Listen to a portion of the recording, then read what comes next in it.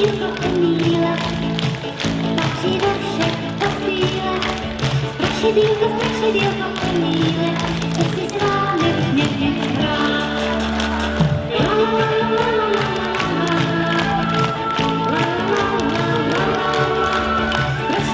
Strašidýlko Emíle, chce si s vámi někdy hrát. Vypadá trochu jako mumie, vedle spí, v noci se s ním užije. Očima se nadání zamlká, bou, ta se začnu bát.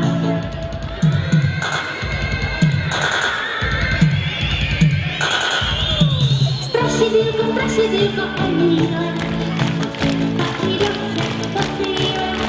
Strašidýlko Emíle, chce si s vámi někdy hrát.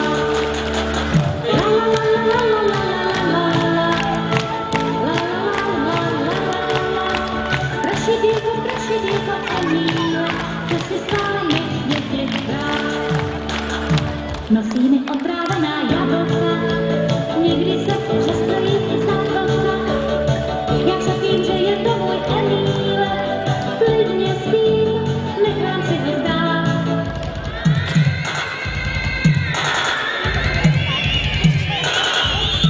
Strašidýlko Emíle, patří do všech postýle. Strašidýlko Emíle, chce si s vámi někdy hrát.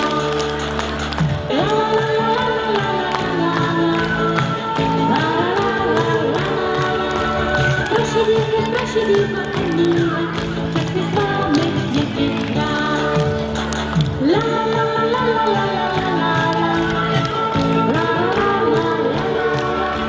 Strašidýlko Emíle, chce si s vámi někdy hrát.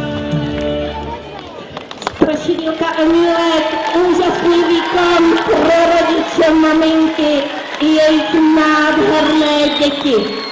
Tak, poběžejme sem činníci, pojďte, zkuste si najít domečky, holky.